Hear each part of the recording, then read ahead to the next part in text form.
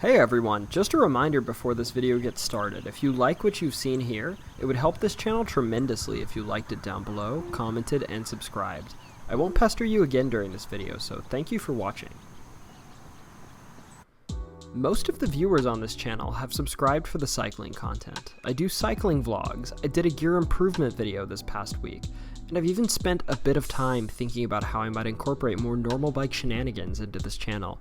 But something you probably were not aware of is that I started my athletic ventures as a runner back in high school, and to this day, while bicycles make a great and fun combination of having a fun toy and getting exercise for me, running still takes the cake as my favorite athletic pastime.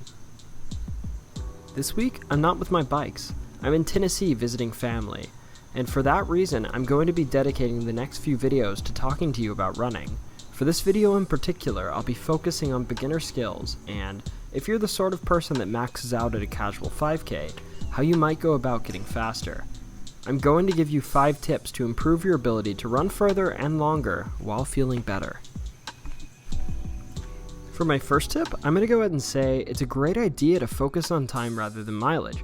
When I first started doing bigger mileage, I often found myself getting absolutely creamed by run goals that I'd set for myself based on mileage, and while eventually mileage can be a great metric for training, early on it hurt my ability to recover.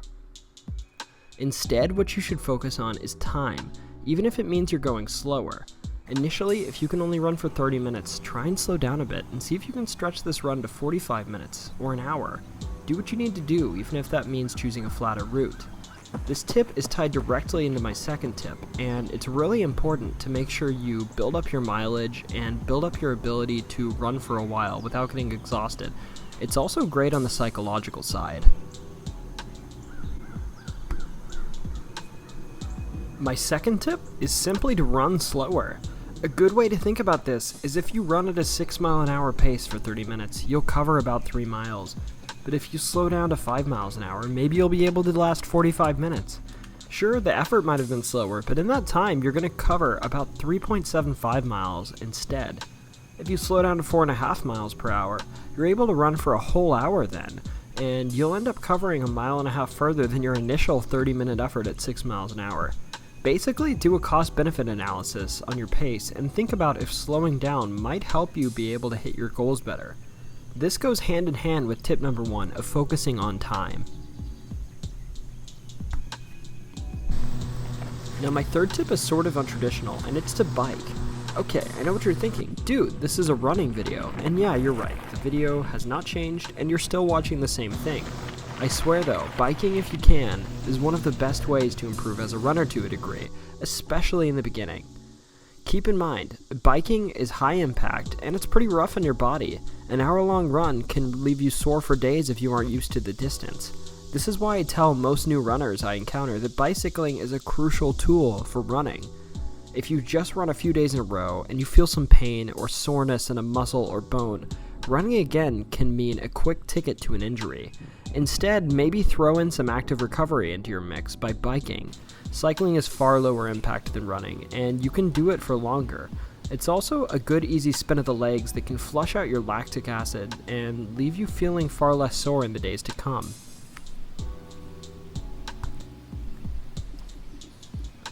My fourth tip is another untraditional one. It's to run on softer surfaces.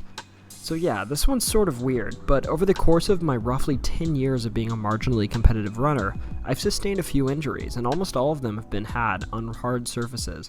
Now this isn't to say that there's anything wrong with running on your local greenway or on your neighborhood street, but I tend to think that that little bit of extra impact you feel by running on pavement can go a long way towards injuries. Often, I try to incorporate at least 2 days a week of running on a soft track, a trail, or a grassy field. These surfaces are much more plush and often flat, which not only slightly lowers the immediate impact of each of your strides, but causes you to use slightly different muscle combinations, leading to a complementary workout. If you're feeling bold and trust that your grassy field doesn't have glass or rocks in it, I often also take off my shoes and throw in a bit of barefoot running for good measure. Oddly enough, barefoot running on grassy fields is what ultimately cured my plantar fasciitis that I had in high school and college, and it's never come back again since I've been running 2 miles barefoot a week. My fifth tip is to plan what you eat and drink and when you eat and drink it. This one's a no-brainer, and it's really common in beginner running tip videos, but it is really important. Often, if you feel like you're going to throw up during a workout, it's because you ate or you drank too much before you went for a run. If you run out of energy, or as cyclists like to put it, you bonk on a run, it's usually because you ate too little or you ate the wrong thing. Try this if this is a problem you have.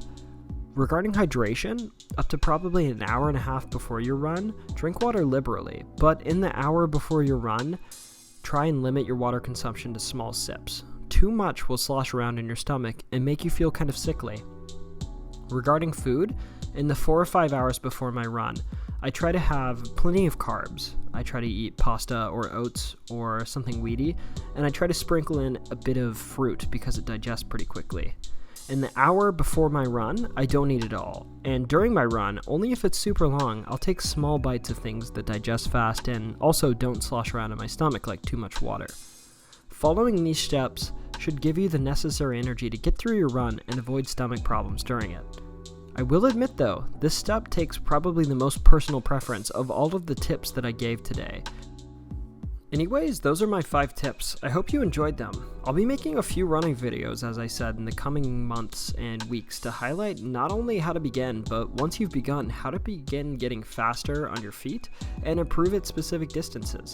I'm no world-class runner, but I'd like to share what's worked for me to get faster. So thank you for watching.